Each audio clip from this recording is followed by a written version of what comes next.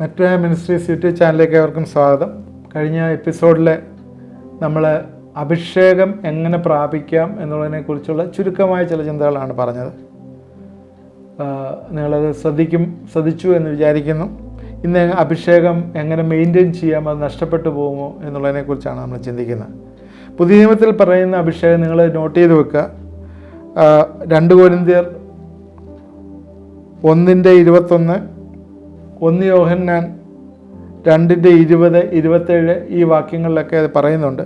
പരിശുദ്ധാത്മാവ് നിറവിൻ്റെ വ്യത്യസ്തമായിട്ടുള്ള അനുഭവങ്ങളാണ്. പുതിയ നിയമത്തിലുള്ള ആത്മീയ അഭിഷേകം എന്ന് പറയുന്നത് ചില ശുശ്രൂഷകൾക്ക് വേണ്ടി വേർതിരിക്കുന്നതാണ്. പഴയ നിയമം പോലെ തന്നെ ചില ശുശ്രൂഷകൾക്ക് വേർതിരിക്കുന്നതാണ്. എന്നാൽ നേരത്തെ പറഞ്ഞ പോലെ വിറ്റ്നസ്സിങ്ങും എംപവറിങ്ങും എല്ലാം അതിനകത്തുള്ളതുകൊണ്ട് എല്ലാവർക്കും അത് ആവശ്യമാണ് എന്ന് മറന്നുപോലെ. അഭിഷേകം നഷ്ടപ്പെടുമോ എന്നുള്ള ചില ചിന്തകൾ ഈ ദിവസങ്ങളിൽ ചിന്തിക്കുന്നു. പഴയ നിയമത്തിൽ പരിശുദ്ധാത്മാവ് വന്നും പോയി ഒക്കെ നിൽക്കുന്ന അവസ്ഥയായിരുന്നു. അതുകൊണ്ടാണ് ദാവീദ് പ്രാർത്ഥിക്കുമ്പം ഇങ്ങനെ പ്രാർത്ഥിക്കുന്ന സങ്കീർത്തനം 51:11 പരിശുദ്ധാത്മാവിനെ എന്നിൽ നിന്ന് എടുത്തു കളയുകയും അരുതേ എന്ന് പറഞ്ഞാൽ ഗുരുതരമായ പാപത്തിൽ വീണുപോയതിനാൽ, എന്താണ് പാപം എന്നൊക്കെ അറിയാമല്ലോ, ബത്ശബയായിട്ടുള്ള ബന്ധവുമായിട്ട് റിലേറ്റ് ചെയ്തുള്ള പാപമാണ്. പരിശുദ്ധാത്മ അഭിഷേകം ദൈവം എടുത്തു കളയാൻ സാധ്യതയുണ്ട് എന്നു അറിയുന്നത് കൊണ്ടാണ് അങ്ങനെ പ്രാർത്ഥിക്കുന്നത്. ഗുരുതരമായ പാപം ചെയ്യുമ്പോൾ പരിശുദ്ധാത്മാവിനെ ദൈവം അഭിഷേകം എടുത്തു കളയുമോ എന്നുള്ള ഭയം കൊണ്ടാണ്, അതെടുത്തു കളയാൻ സാധ്യതയുണ്ട് എന്നുള്ളത് കൊണ്ടാണ് അങ്ങനെ പ്രാർത്ഥിക്കുന്നത്.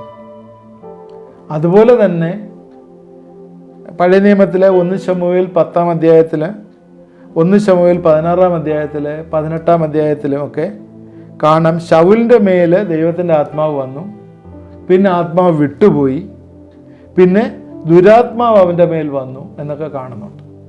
അന്നേരം അന്ന് ആത്മാവ് വന്നു വിട്ടുപോയി എന്നൊക്കെയുള്ള ഭാഗങ്ങൾ ശ്രദ്ധേയമാണ്. എന്നാൽ അഭിഷേകം നഷ്ടപ്പെട്ടവൻ്റെ മേൽ പിന്നീട് ദുരാത്മാവ് വരും എന്നൊക്കെ ചിന്തിക്കാം. ഇത് പഴയ നിയമത്തിൻ്റെ ഒരു ബാക്ക്ഗ്രൗണ്ടാണ് എന്ന് നമ്മൾ ഓർക്കുക. അതുപോലെ തന്നെ ശിംശോൻ്റെ മേലും ആത്മാവ് വന്നു. ന്യായാധിപന്മാർ 13:25, ന്യായാധിപന്മാർ 14:6, 15:14 അവൻ നാസിർ വ്രതക്കാരനായിരുന്നു. അവൻ വ്രതം തെറ്റിച്ചു, അവൻ്റെ ശക്തി നഷ്ടപ്പെട്ടതായിട്ട് പറയുന്നു. പിന്നെ അവനെ പിടിച്ച് അവൻ്റെ കണ്ണ് പൊട്ടിച്ച് അവനെ ഗസയിലേക്ക് കൊണ്ടുപോയി എന്നെല്ലാം കാണുന്നു. അവൻ്റെ അഭിഷേകം നഷ്ടപ്പെട്ടതായിട്ട് കാണുന്നു. എന്നാൽ പുതിയ നിയമത്തിൽ വരുമ്പോഴേ അഭിഷേകം ദൈവം എടുത്തു കളഞ്ഞതായിട്ടെങ്ങും കാണുന്നില്ല. പ്രത്യേകം ശ്രദ്ധിക്കുക. പുതിയ നിയമപ്രകാരം അഭിഷേകം ദൈവം എടുത്തു കളയുകയല്ല, എന്നാൽ അത് ചിലർ നഷ്ടപ്പെടുത്തി കളയുകയാണ്. ഇപ്പം എനിക്ക് വേണ്ടാന്ന് പറഞ്ഞാൽ ഞാൻ എന്ത് ചെയ്യും? ഇപ്പം അപ്പൻ കുറേ സ്ഥലം എനിക്ക് എഴുതി തരാനായിട്ട്, എനിക്ക് ജനറേഷനിലായിട്ട് വരുന്ന സ്ഥലം എഴുതി തരാനായിട്ട് ആഗ്രഹിക്കുകയാണ്. എന്നാലും ഞാൻ പറയുക അതെനിക്ക് വേണ്ടാന്ന് പറഞ്ഞാൽ എന്ത് ചെയ്യും? അപ്പന് തരാൻ പറ്റുമോ? അതുകൊണ്ട് ഇപ്പം അഭിഷേകം എനിക്ക് ഉണ്ടെങ്കിൽ അത് എനിക്ക് നഷ്ടപ്പെടുത്തി കളയാൻ പറ്റും, എന്നാൽ ദൈവം എടുത്ത് കളയുന്ന ഒന്നല്ല. അതുകൊണ്ടാണ് പ്രത്യേകം പൗലോസ് പറയുന്ന ആത്മാവിനെ കെടുക്കരുത് എന്ന് പറയുന്നത്. Don't quench the spirit. ആത്മാവ് നിങ്ങളെ എംപവർ ചെയ്യുകയും ഉദ്യമിപ്പിക്കുകയും നിങ്ങൾക്ക് വേണ്ട കൺവിക്ഷൻ തരികയും നിങ്ങളെ ഗൈഡ് ചെയ്യുകയും ചെയ്യുമ്പോൾ അതിനെതിരായിട്ട് സംസാരിക്കുകയും അത് പറയുന്നത് കേൾക്കാതിരിക്കുകയും അതിൽ നിന്ന് വിപരീതമായി പാപത്തിൽ മുഴുകി പിന്നെയും ജീവിക്കാൻ ആഗ്രഹിച്ച് പോവുകയും ചെയ്യുമ്പോൾ ദൈവത്തിന് എന്താ ചെയ്യാൻ പറ്റുന്നത്? പിന്നെ ദൈവത്തെ കുറ്റം പറഞ്ഞിട്ട് കാര്യമുണ്ടോ? അവിടെ വിടുതലല്ല, പിശാചിൻ്റെ ഇഞ്ചക്ഷൻ നടക്കുകയാണ്. പിശാച് നിങ്ങളെ തെറ്റിച്ചുകൊണ്ട് പോകുന്നു. നിങ്ങളുടെ ആന്തരികമായി നിങ്ങളുടെ ഉള്ളിലുള്ള ജഡ മനുഷ്യൻ അവൻ ഉയർത്തെഴുന്നേൽക്കുകയാണ്. അതുകൊണ്ട് അവിടെ ആത്മാവ് ഞരങ്ങിക്കൊണ്ടേയിരിക്കുകയാണ്. അതുകൊണ്ട് നമ്മുടെ ഈ അനോയിൻറ്റിങ്, ഈ അഭിഷേകം നമ്മൾ മെയിൻറ്റെയിൻ ചെയ്യാനായിട്ട് നമ്മളെ വിളിച്ചിരിക്കുന്നു എന്ന് മറന്നുപോയത്. നിങ്ങൾക്കും എനിക്കും പരിശുദ്ധാത്മാ നിറവും അഭിഷേകവും ഉണ്ടെങ്കിൽ അത് നമ്മൾ മെയിൻറ്റെയിൻ ചെയ്യണം. അതെങ്ങനെയാണ് മെയിൻറ്റെയിൻ ചെയ്യുന്നതെന്ന് ചോദിച്ചാൽ, അബൈഡ് ഇൻ ക്രൈസ്റ്റ്, കർത്താവിൽ എപ്പോഴും വസിക്കുക. യേശു തന്നെ പറഞ്ഞതല്ലേ, എന്നിൽ വസിപ്പീൻ, ഞാൻ നിങ്ങളിലും വസിക്കും. കൊമ്പിന് മുന്തിരിയൊളിയിൽ വസിച്ചിട്ടല്ലാതെ ഫലം കായ്പാൻ കഴിയാത്തതുപോലെ നിങ്ങൾക്ക് എന്നിൽ വസിച്ചിട്ടല്ലാതെ ഫലം കായ്പാൻ കഴിയില്ല. നിങ്ങളുടെ ലൈഫ് പ്രൊഡക്റ്റീവ് ആവണമെങ്കിൽ, നിങ്ങൾക്ക് ദൈവത്തിൻ്റെ ആലോചനയും വെളിപ്പാടുകളും വരണമെങ്കിൽ കർത്താവിൽ എപ്പോഴും വസിക്കാനായിട്ട് നിങ്ങൾ പഠിക്കണം. Continuously abiding in Christ through prayer, worship and obedience. ഈ 3 കാര്യങ്ങൾ പ്രത്യേകം ശ്രദ്ധിക്കുക. പ്രാർത്ഥന, ആരാധന, അനുസരണം. പ്രാർത്ഥന, ആരാധന, അനുസരണം. ഇത് 3 നിങ്ങളുടെ ജീവിതത്തിൽ തുടർമാനമായി ഇരിക്കുന്നുവെങ്കിൽ നിങ്ങൾ കർത്താവിൽ വസിക്കുന്ന അനുഭവം, കർത്താവിൻ്റെ ഡയറക്ഷൻ അനുസരിച്ച് ജീവിക്കുന്ന വ്യക്തിയായി മാറും. അവിടെയാണ് വിടുതൽ വന്നു ചേരുന്നത്. That is maintaining your anointing. നിങ്ങളുടെ അഭിഷേകം നിങ്ങൾ സൂക്ഷിക്കുന്നു, നഷ്ടപ്പെടുത്തി കളയുന്നില്ല. ദൈവം എടുത്തു കളയല്ല, നിങ്ങൾ നഷ്ടപ്പെടുത്തി കളയുന്ന കാര്യം. ചില ആളുകളുണ്ട്, ചില ശുശ്രൂഷകളൊക്കെ ഫലമേൽപ്പിച്ച് കഴിയുമ്പോഴത്തേക്ക് കുറേ ഫോളോവേഴ്സും കുറേ ആൾക്കാരും കുറേ പേരും ഒക്കെ വന്നു കഴിയുമ്പോഴത്തേക്ക് കോളറൊക്കെ അങ്ങോട്ട് കുറച്ചും കൂടെ അങ്ങോട്ട് വലുതായി, ഞാൻ സംതിങ് ആണ് എന്നൊക്കെ ചിന്തിച്ച് പിന്നെ അവരുടെ നാമമാണ് ഉയർത്തപ്പെടുന്നത്, ദൈവത്തിൻ്റെ നാമമല്ല. അവിടെ ഒരു ഈഗോ അല്ലെങ്കിൽ സെൽഫ് അങ്ങോട്ട് ഉയർത്തപ്പെടുകയാണ്. So walking in humility is one of the important thing that you have to maintain your anointing.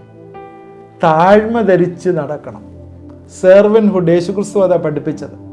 കുരിശിലെ മരണത്തോളം അനുസരണമുള്ളവനായി തീർന്നു എന്ന് പറഞ്ഞ ആ സെർവൻഹുഡ് അവസാനം അന്ത്യത്താഴ സമയത്ത് പോലും യേശുക്രിസ്തു ശിഷ്യന്മാരുടെ കാല് കഴുകി അത് ഡെമൺസ്ട്രേറ്റ് ചെയ്യായിരുന്നു. യേശുക്രിസ്തു സ്നേഹത്തെ പഠിപ്പിച്ചു. കൂട്ടുകാരന് വേണ്ടി ജീവൻ കൊടുക്കുന്നതിലും അധികമുള്ള സ്നേഹം, അതാണ് ഹ്യൂമിലിറ്റി, സ്നേഹം. അത് നിങ്ങളുടെ ജീവിതങ്ങളിൽ പ്രദർശിപ്പിക്കാൻ പറ്റുന്നില്ലെങ്കിൽ അനോയിൻറ്റിങ് ഉണ്ടെന്ന് പറഞ്ഞിട്ടൊന്നും കാര്യമൊന്നുമില്ല. അനോയിൻറ്റിങ് ഒന്നുമില്ല, വെറുതെ പറയുന്ന. കർത്താവിൽ വസിക്കണം, അവൻ്റെ താഴ്മയിൽ നടക്കണം, അതനുസരിച്ച് നടക്കണം. അടിപിടി ഉണ്ടാക്കുന്ന സഭകളിലുള്ള അടിപിടി ഉണ്ടാക്കുന്നവർ അന്യഭാഷയുണ്ട്, അഭിഷേകമുണ്ട്. സംഭവം അടിപിടി, കോടതി കേസുകൾ. എങ്ങനെ ശരിയാവും? ആത്മാവിൻ്റെ ഫലങ്ങളൊന്നും ഉള്ളിൽ നിന്ന് വരുന്നില്ല. ഇത് പ്രധാനപ്പെട്ടൊരു കാര്യമാണ്. സോ നിങ്ങളുടെ അനോയിൻറ്റിങ്, അഭിഷേകം മെയിൻറ്റെയിൻ ചെയ്യണമെങ്കിൽ കർത്താവിൽ വസിക്കുക, താഴ്മയോടുകൂടി നടക്കുക. 3ാമത് ഒരു കാര്യം കൂടി, അവോയ്ഡ് സിൻ ആൻഡ് കോംപ്രമൈസ്. പാപത്തെ വിട്ടോടുക, അവോയ്ഡ് ചെയ്യുക. പാപത്തിൽ ഒന്ന് ട്രൈ ചെയ്ത് നോക്കാമെന്നുള്ളതല്ല, ഞാനൊന്ന് പാപം ചെയ്യുമല്ലോ നിങ്ങളൊന്ന് നോക്കിക്കോ എന്നുള്ള സിന്നിനെ പോയി ടെസ്റ്റ് ചെയ്യാനല്ല പറഞ്ഞു. അവിടെ നിന്ന് ഓടുക.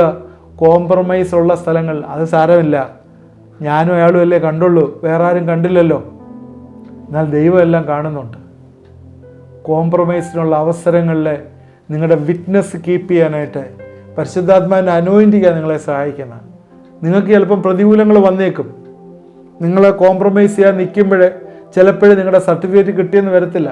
ചിലപ്പോൾ നിങ്ങളുടെ മക്കൾക്ക് വിദേശത്ത് പോകാൻ പറ്റിയെന്ന് വരത്തില്ല. ചില കാര്യങ്ങളൊക്കെ തിരസ്കരിക്കപ്പെട്ടെന്ന് വരും, ഒറ്റപ്പെടുത്തൽ വന്നെന്ന് വരും. എന്നാൽ അവിടെ ദൈവം നിങ്ങൾക്ക് കൃപ തരും. അതിൽ കൂടി കടന്നു പോകുമ്പോൾ അതിൻ്റെ പിന്നീടുള്ള അനുഗ്രഹങ്ങൾ അതിൻ്റെ 10 ഇരട്ടി ആയിരിക്കുമെന്ന് നമ്മൾ മറന്നു പോകും.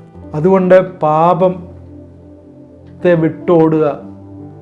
കോംപ്രമൈസ്, പ്രത്യേകിച്ച് ഇന്ന് ഈ നാടുകളിൽ അനീതിയും അക്രമവും വർദ്ധിച്ചിരിക്കുന്ന സാഹചര്യങ്ങളിൽ കോംപ്രമൈസ് ഇല്ലാതെ ജീവിക്കാൻ പറ്റാത്ത സ്റ്റേജിലാണ്. പ്രത്യേകിച്ച് പണവുമായി ബന്ധപ്പെട്ട എനിക്ക് ഒരുപാട് കാര്യങ്ങൾ അറിയാം, പറയുന്നതിൽ എനിക്കോട് നിങ്ങളതിനോട് ക്ഷമിക്കണം. വസ്തു എഴുതുമ്പോൾ, രജിസ്റ്റർ ചെയ്യുമ്പോൾ, ഒരു സാധനം പർച്ചേസ് ചെയ്യുമ്പോൾ ടാക്സ് ഇല്ലാതെ രക്ഷപ്പെടുത്താൻ ഗവൺമെൻറ് അടയ്ക്കേണ്ട കാര്യമോ? അടയ്ക്കത്തില്ല. ടാക്സ് ഇല്ലാതെ രക്ഷപ്പെടുത്താൻ ആധാരത്തിൽ കുറച്ച് കാണിക്കുക, ഇതെല്ലാം കോംപ്രമൈസാണ്. നമ്മളിതൊക്കെ മനസ്സിലാക്കണം. പാസ്റ്റേഴ്സും സഹോദരന്മാരും ദൈവവേല ചെയ്യുന്നവരും വിശ്വാസികളൊക്കെ മനസ്സിലാക്കണം. ഇത് ഇച്ചിരി പാടാണ് ക്രിസ്തീയ ജീവിതം, നമ്മൾ ഉദ്ദേശിക്കുന്ന പോലെയല്ല. ഇതിനാണ് അഭിഷേകം വേണ്ടത്.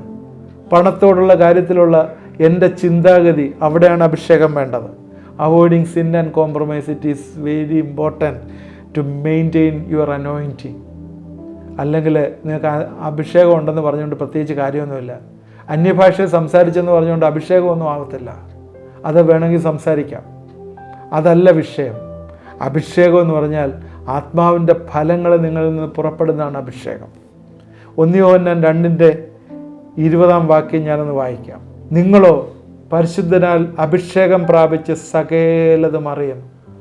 എന്തുകൊണ്ട് അറിയുന്നു എന്ന് പറഞ്ഞാൽ മേളിലുള്ള വാക്യങ്ങളിലുണ്ട്. നമ്മൾ ഹെർമനോട്ടിക്സ് പഠിക്കുമ്പോൾ എന്തെങ്കിലും ഒരു വാക്യം എടുത്ത് എന്തെങ്കിലും പറയരുത്. അതുകൊണ്ട് അന്തിക്രിസ്തുക്കളെക്കുറിച്ച്, എതിർ ക്രിസ്തുക്കളെക്കുറിച്ച് പറയുന്ന കാര്യമാണ് അവിടെ പറയുന്നത്.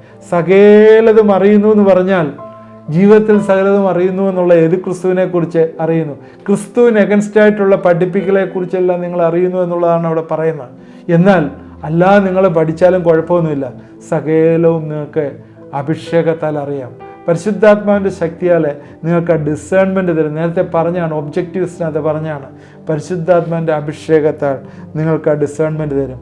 അതേ അധ്യായത്തിൻ്റെ 27 വാക്യം, 1 യോഹന്നാൻ 2:27, അവനാൽ പ്രാപിച്ച അഭിഷേകം നിങ്ങൾ വസിക്കുന്നു. അവനാൽ പ്രാപിച്ച അഭിഷേകം നിങ്ങൾ വസിക്കുന്നു. ആരും നിങ്ങളെ ഉപദേശിപ്പാൻ ആവശ്യമില്ല. അവൻ്റെ അഭിഷേകം തന്നെ നിങ്ങൾക്ക് സകലത് ഉപദേശിച്ചു തരികയും, അത് ഫോഷ്കല്ല, സത്യം തന്നെ ആയിരിക്കുക.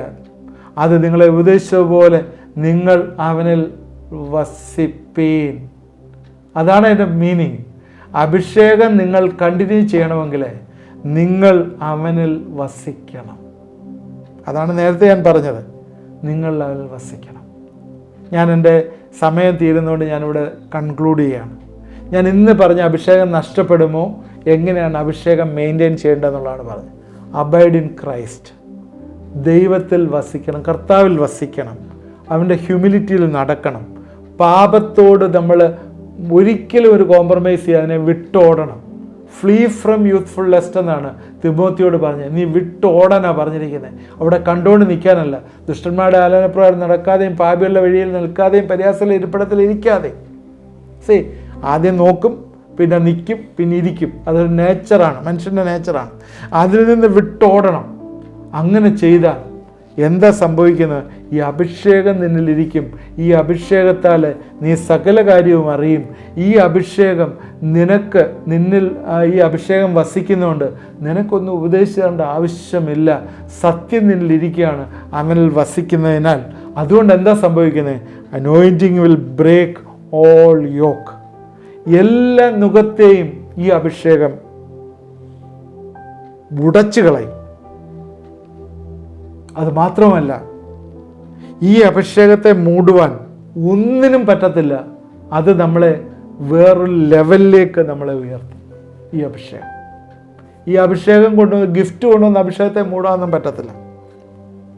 പലർക്കും ഒരുപാട് വരങ്ങളുണ്ട് പരിശുദ്ധാത്മാവിൻ്റെ. ഈ വരത്തിൽ നിന്ന് വിഭിന്നമാണ് അഭിഷേകം. നേരത്തെ പറഞ്ഞ നമ്മളെ ശുശ്രൂഷയ്ക്ക് എംപവർ ചെയ്യുന്നതാണ് അഭിഷേകം. ഈ അഭിഷേകത്തിന് നമ്മളെ വേറൊരു ലെവലിലേക്ക് എത്താനായിട്ട് പറ്റും. നേരത്തെ യേശു താലന്തുകളുടെ ഓമയിലും ഒക്കെ പറഞ്ഞാണ്, നിന്നെ ആദ്യം കാര്യവിചാരകനാക്കി, പിന്നെ അത് ഒരു വില്ലേജ്, പഞ്ചായത്ത്, രാഷ്ട്രം, കോണ്ടിനെൻ്റ്, ആ രീതിയിൽ നിനക്ക് അധികാരം തരാനായിട്ട് ദൈവത്തിന് കഴിയും. അതാണ് അഭിഷേകത്തിൻ്റെ വാല്യൂ. നീ അഭിഷേകത്തിൽ നിന്ന് കഴിഞ്ഞാൽ ദൈവം നിന്നെ ആ ലെവൽ ഉയർത്തുന്നത് നിനക്കൊരിക്കലും എക്സ്പെക്റ്റ് ചെയ്യാൻ വയ്യാത്ത രീതിയിൽ നിന്നെ ഉയർത്തും. അതുകൊണ്ട് പ്രത്യേകം ശ്രദ്ധിക്കുക.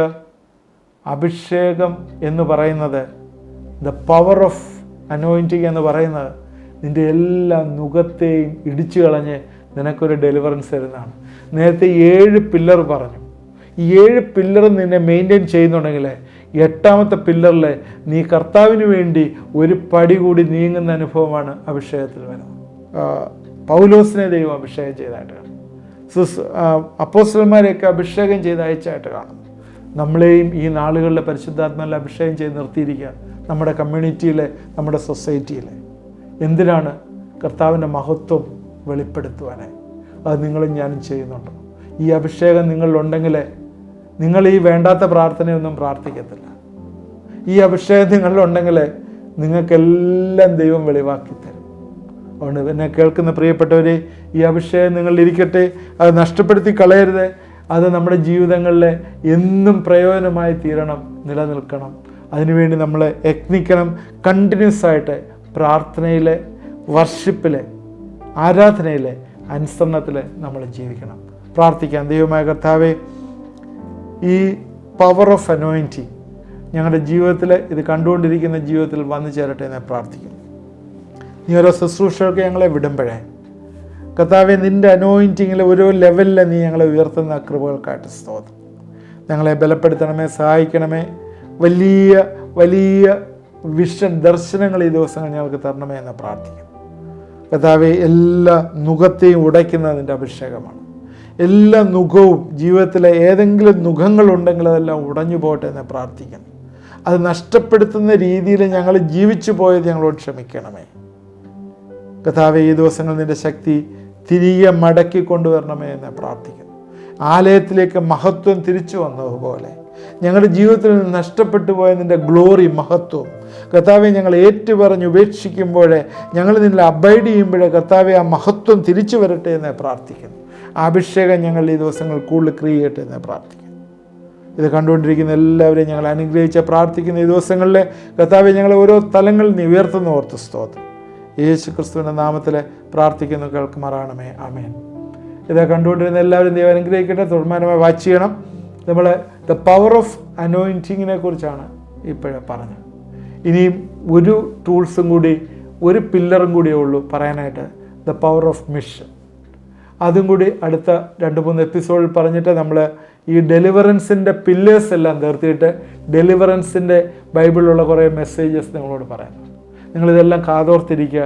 തീർച്ചയായും ഇത് ഇത്രയും എപ്പിസോഡ്, എനിക്ക് തോന്നുന്ന ഒരു 60 എപ്പിസോഡോളമായി. നിങ്ങളുടെ ജീവിതങ്ങളിൽ ഒരുപാട് വ്യത്യാസം വന്നിട്ടുണ്ടാവുമെന്ന് വിചാരിക്കുന്നു.